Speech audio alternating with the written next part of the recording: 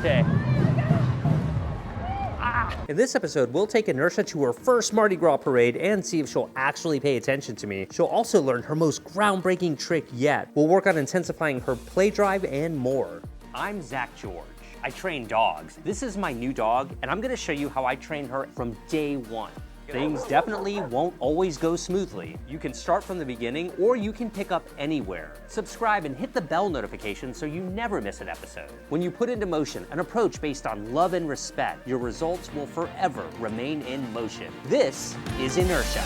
Welcome to the dog training experience. How many chores do you actually have? Is getting your dog's food still one of them? Because it shouldn't be. That's because you can have your dog's food at your front door every time you need it by signing up to have it shipped to you from PetFlow. Go to PetFlow one time, choose your dog's favorite food, and how often you want it delivered, every 2, 3, 4 weeks, or whatever. And guess what? You never have to do that chore again. Get $10 off your first 3 automatic shipments to make sure you love it by entering code ZAC30 when you check out. I'll have a link and code in the description below. I think teaching tricks to our dogs is a really valuable thing to do because it builds communication with them, and it really allows you to have this intricate communication with them that really spills over into everything. This trick is really near and dear to my heart. The last dog I taught this to was my dog Venus, and Inertia is showing promise, and I'm hoping that we're going to get a good example of it today. The trick is limp when I ask her to. And that means basically walking on 3 legs. A few days ago I was working on it, and it's one of those tricks that really requires you to just kind of tune into the individual dog. There's no quick and easy way to teach it that I found anyway.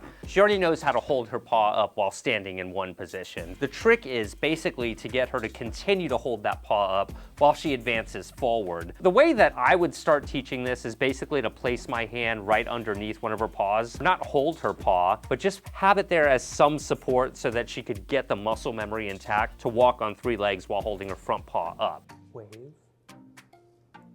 Come here. Come on. Yes.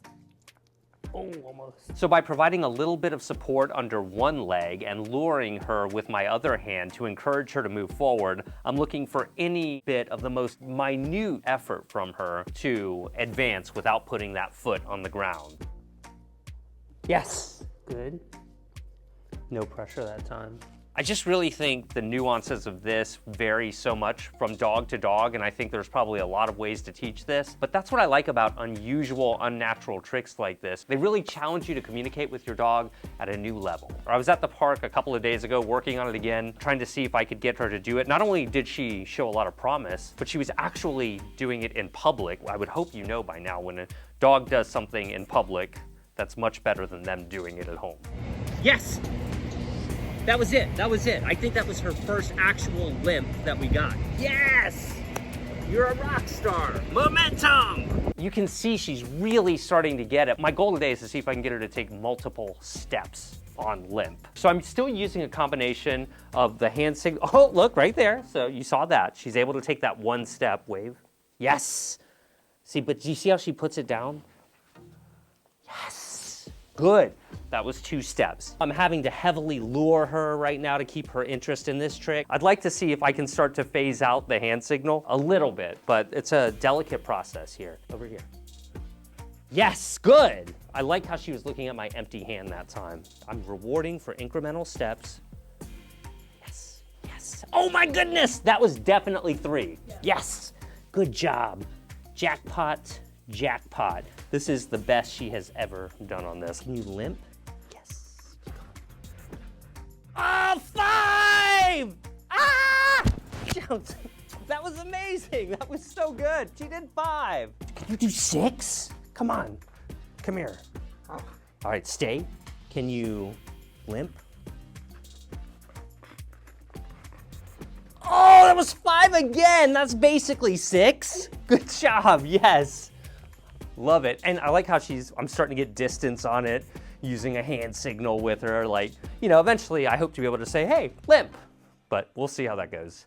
You're doing great. I want to do a really quick Sit Pretty update. Let's see how she's doing on that. I haven't been working on it as much as I should probably, but yes, good. Remember, Sit Pretty is just where she sits up with her paws. I'm fading out the lure a little bit. Like, it used to be that I had to do this right here, and she's gotten pretty good at that with the treat glued to her nose. But I want to be able to say, hey, sit pretty. Yes. just with, you know, some type of hand signal. Let me see if I can throw like weight at her as she's up there. Weight. Yes, good. Let's just try and go for the home run. If we get it, cool. If we don't, we'll stop there. Wait, and sit pretty, yes, good. And I wanted to release her before she failed. That is her longest sit pretty of all time, right there. So sit pretty looks awesome. So proud of her. We're gonna continue to work on that. Today I'm gonna be using this 50-foot lead. I previously was using a 30-foot lead, but inertia's getting better, so I want more room to work with. Let's get her warmed up with a 50-foot stay. Just for an added measure, I'm even tugging on the lead 50 feet away to really reiterate that stay means stay, even if you're being pulled and encouraged to break it. I really want stay to be very reliable with her long term. Good girl. One of the things that we continue to work on is building inertia's play drive and really getting her to enjoy playing. With some dogs, this is easier or harder than others. It just depends on your dog. Inertia's right in the middle. Sometimes I can get her to play, and sometimes she's just not interested in it. But I'm going under the hypothesis that if I continue to work on this, she's eventually going to become addicted to some type of play, whether it's tug of war or fetch or something like that. And one of the reasons that I'm doing this is because play can be an incredible currency. As a baseline, if I just try to get her interested the normal way, like, come on, let's play, let's see if that works. Inertia, what's this? Come on. Yes, I'm not being interesting enough. Let me get a little bit closer. One of the things that really helps me bring that play drive out in inertia is really just playing with her in a way that she finds exciting. I mean, we like to play wrestle a little bit. Yeah, there you go. Nice short throw, keep it easy. Ready? Go. Rolling it has been helping too. That really gets her desire to chase up. Ready? Go. Nice. One of the things I'd like to improve on is getting her to come back in a straighter line. Come around and go. Good catch. All right, inertia, this way, come on. This way, this way, this way. Trying to steer her back, yeah. Good girl, love it. Come around, yes. Go. Whoa, great catch right there. All right, come on, right here.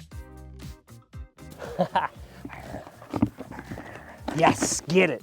Getting her to play tug when she brings it back, get her more intense about it. So that's where inertia is on Frisbee. Now let's get an update on how she's doing when left alone in the house. Dog training is just about teaching your dog how to understand you much better. I'll give you the most important tips that I can think of all in one place in both of my books. You can pick them up on Amazon. I'll have links below. Let's talk about how inertia is doing in the house in general. Lately, she's been doing exceptional in the house when we're here with her. I haven't been restricting her environment by leash or by crate anywhere near as much. Downstairs in the house, she has basically free rein to go where she wants as long as we're supervising her. But I think because of a lot of the prevention work that we've done, in other words, teaching her not to jump on the counter, teaching her to stay away from the plants by doing those real life leave it training sessions, I think we've really set her up for success, which is why we're seeing pretty good results on this. Inertia has done virtually no damage to any of our personal property the entire time that we've had her.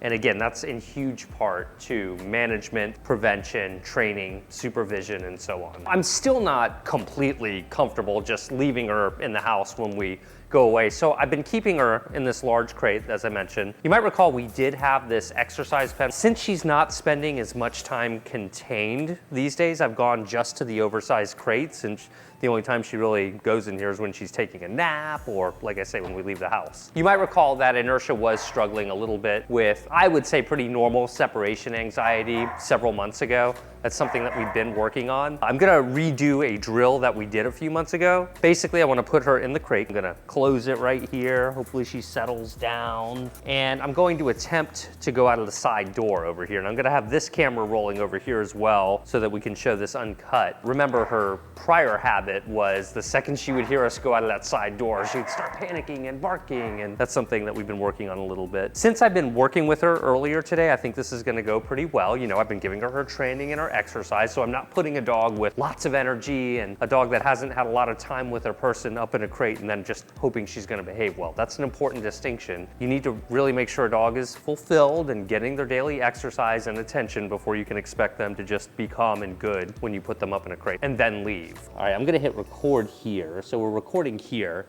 That shot's going live. 1, 2, 3, let's sync. Okay. And then I'm gonna have this camera follow me out and we'll see how she does. So I'm not gonna make a big production out of it. I'm just gonna walk out over here and we'll see how it goes. And what we're listening for is silence, hopefully. So she looks pretty relaxed right now. Now again, the trigger in the past has been when we would open this door. Sorry that it's dark. So I know she can hear that. We're gonna step outside here. I'm gonna close the door. And so it sounds like she's being pretty quiet. And so she's being a good dog. I mean, that's what we're looking for. We're looking for this normalcy. I realize this is pretty uneventful. That's a neighbor dog you're hearing barking. So let's go check on her and see how she's doing.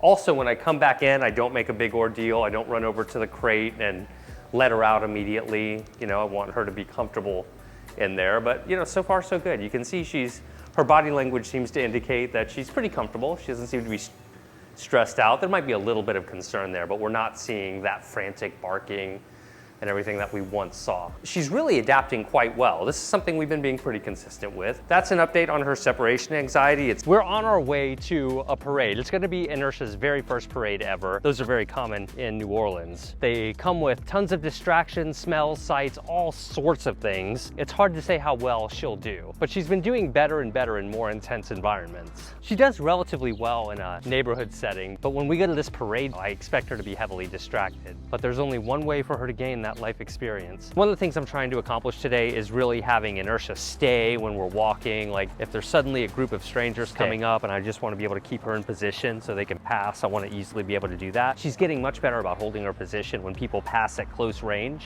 I'm making an effort to practice this several times a week. I know, it's exciting. You're gonna see so many crazy things. Welcome to New Orleans. It's Mardi Gras.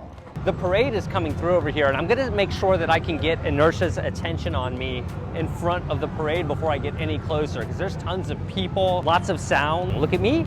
Yes. Good. Okay, let's go. Now that I've done some focus exercises, I'm just going to stand at a distance here and really ask nothing of her. There's a horse in the parade over here.